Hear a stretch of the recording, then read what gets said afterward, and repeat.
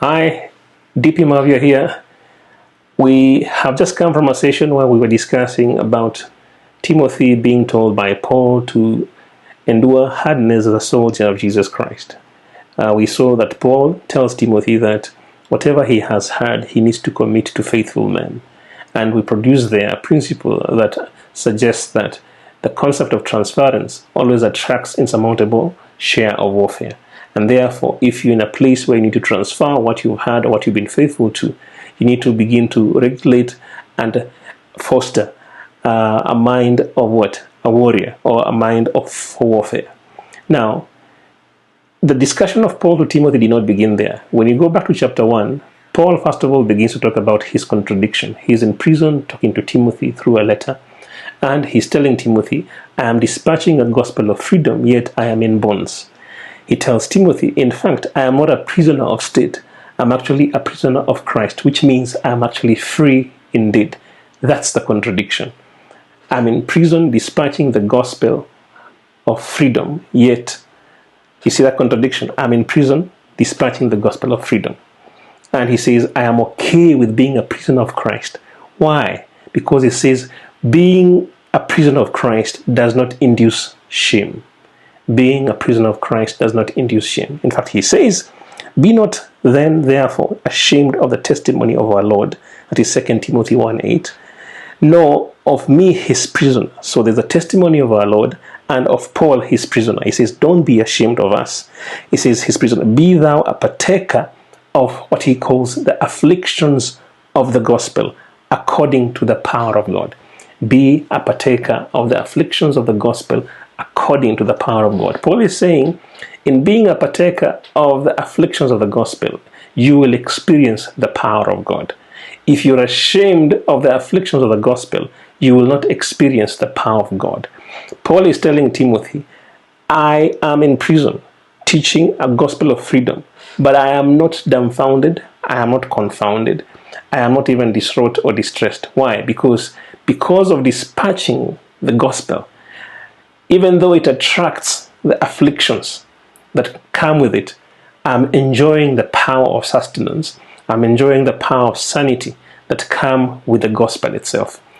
You know, it's the same Paul who in Romans chapter 1 said, I am more ashamed of the gospel of Jesus Christ, for it is the power. I am more ashamed of the gospel of Jesus Christ, for it is the power of salvation unto the Jew and then unto the Gentile. He says that when you are ashamed of the gospel, you don't enjoy its power. So anything, by the way, you're ashamed of, everything you are ashamed to associate with, you will not enjoy its power. You will not enjoy its goodness. You will not enjoy its covering. So Paul is telling Timothy, don't be ashamed of the afflictions of the gospel, because therein is the power of God demonstrated to sustain you or to cushion you. Therefore, when you see me in prison, don't be ashamed of me. Why? I am not having a bad day. I'm actually enjoying that demonstration of the power of God to keep me sane in what seems like bonds, but as I do so, I'm dispatching the gospel of freedom.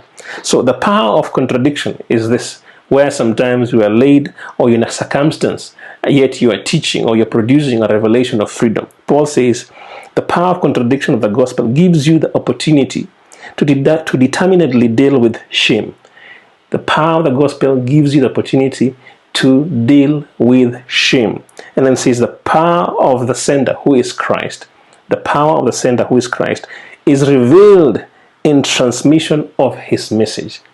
The power of the sender, the power of Christ, is revealed in transmission of his message. When you are bearer of the message of Jesus Christ, you will not enjoy shame. You will not enjoy shame. Why? Because you'll be cushioned from it. Because in dispatching the gospel of Jesus Christ, there will be power to cushion you.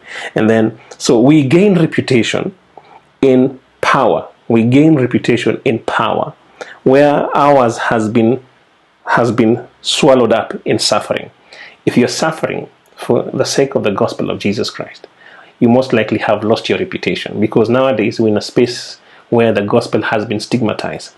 So if you're suffering because of the stigmatization of the gospel you're carrying, or because of the integrity of the gospel you're carrying, don't worry, because there's going to be a demonstration of the power of Jesus Christ in that suffering that will swallow up that will swallow up that shame, and then I knew the reputation of Christ.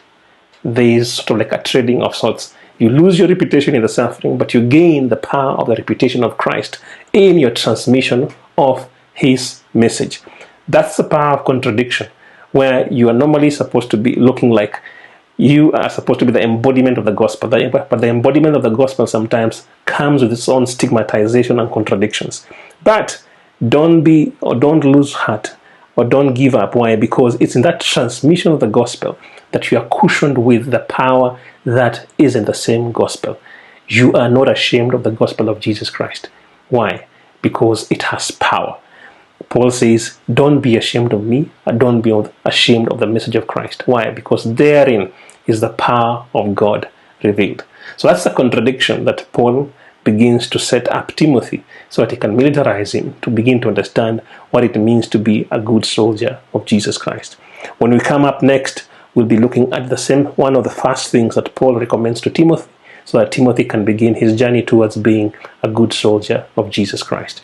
See you in the next session. This is DP Mavia 1714 Company. God bless you.